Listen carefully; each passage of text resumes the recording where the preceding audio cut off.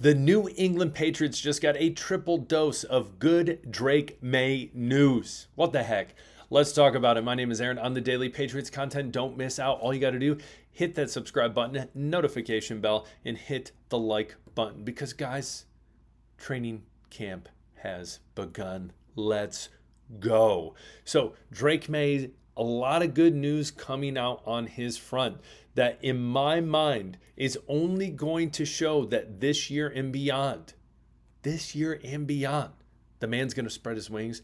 He's going to fly, and he's going to prove a lot of people wrong. Let's remember, Caleb Williams drafted before him. Jaden Daniels, though I like Jaden Daniels, drafted before him as well. And then him, number 3. He's going to prove to people he should have been numero uno. But I'm glad he's not, because you don't want to be in the Windy City. You don't want to be, hanging out with the guy painting his fingernails there. But I digress. We're not going to talk about that. So anyways, the good news, besides the fact that we're almost to 9,000. First, Stefon Diggs came out today, said, listen, I believe in him. I believe in him. And you need to hear that from the guy who will be your number 1 receiver. Just gives you confidence, especially in a young guy coming off into his sophomore year. A lot of people are doubting Drake Maye right now. And the reason I say that is because they see this whole idea of a sophomore slump. Now, is that possible? 100% yes, that's true.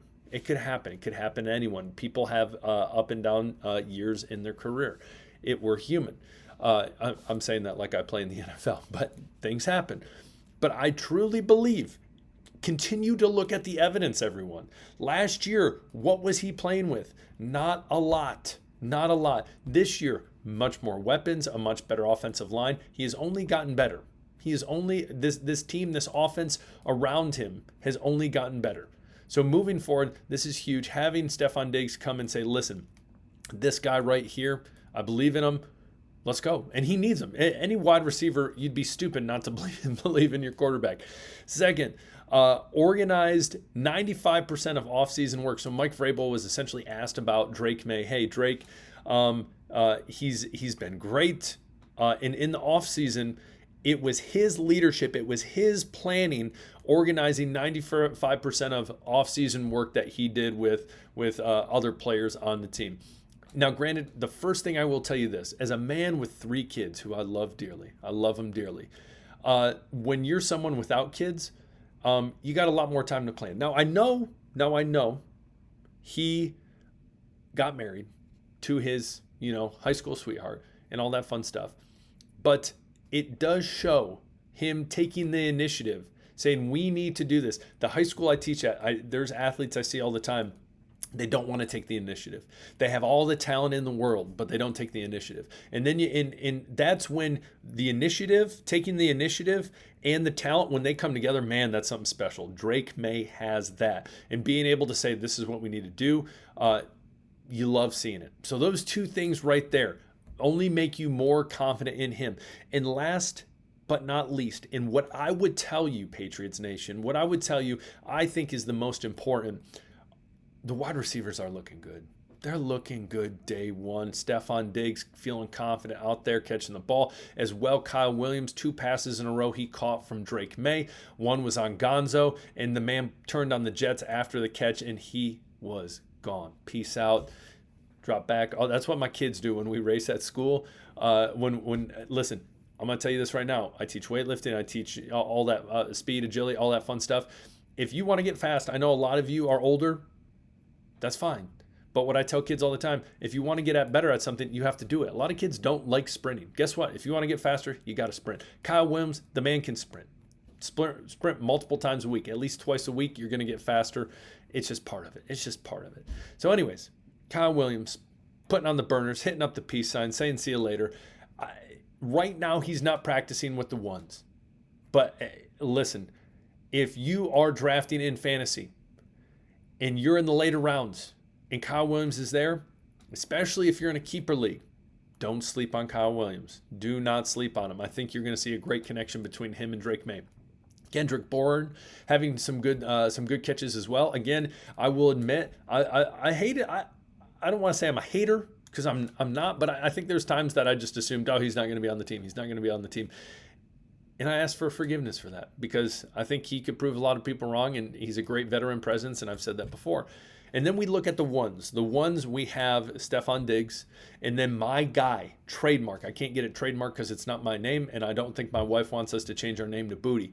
But Kayshawn, bring that booty. BTB. If you watch The Office, you know that reference. Him and then Pop Douglas. I love that. I think Kayshawn Booty we saw from last year had a lot of rapport, a lot of connection with Drake Maye, and I think that can only compound and get better for this team.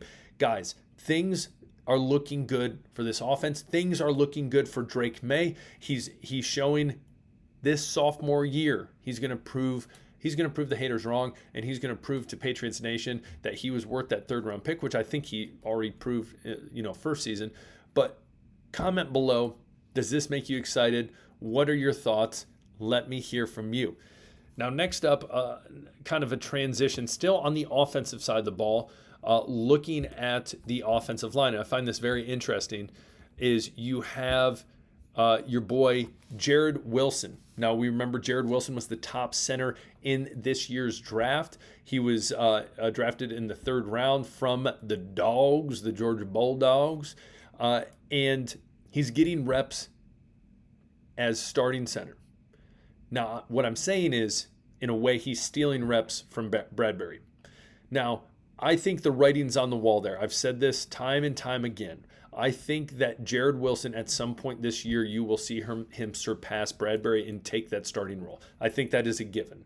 It's right there. He just needs to take it. I think he will do that at some point this year. I will tell you this.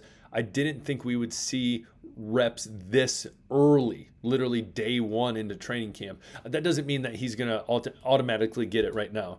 But it's just cool to see that, hey, they're being very aggressive with this, and they're saying, listen, Bradbury, if you want the starting role, listen, we got this young guy from Georgia that literally can play ball. He can play center. He was the best in the draft. What are you going to do? So I love that competition right there as well. The ones that came out in the offensive line shouldn't surprise anyone. You had Will Campbell, you had Cole Strange at left guard, the big question at left guard. You had Bradbury at center, you had Mike Nwenu at right guard, and then at left guard you had our boy Morgan Moses. Let our people go. Trademark that, Moses. There we go. So anyways, Caden Wallace, I like that. The man proved when he came out of Penn State, he's a good lineman, had some injury issue last year. But if he can be versatile and play both guard and tackle, I love it. And especially, too, there is a big question mark at Cole Strange. Is he going to be able to do it at left guard? I think he can, and I do hope he proves people wrong. And then on top of that, you look at right tackle, left tackle. Jacobs, you remember him from the Broncos. He was on their practice squad. We claimed him last year, got him last year. And then Marcus Bryant, left tackle from Mizzou. If you remember Membo, Armand Membo, who was from Missouri, ended up going to the New York crashing Jets. Ooh, I probably should have said that. The Downing Jets? Was that bad to say? I don't know. I'm rolling with it anyways. The Jets that I don't like, though. I like the color green. And he's here. I think a lot of potential in a depth piece for him. Obviously, he's not going to be in front of Will Campbell, but I like that draft pick of Bryant. And, if you're starting on the other side of another first-round pick, especially at left tackle, which a lot of people would argue is harder the money spot, then cool to see him on the team. Hope he makes the team. We will see. But again, interesting things going on the offensive line. But what we assumed would be the number ones right now are the number ones. No surprise. So what do you think offensive line? Jared Wilson, Garrett Bradbury, comment below what your thoughts on that are. What are you excited for? It's training camp. Comment below. Hit the subscribe button on your way out. We'll talk later. Peace.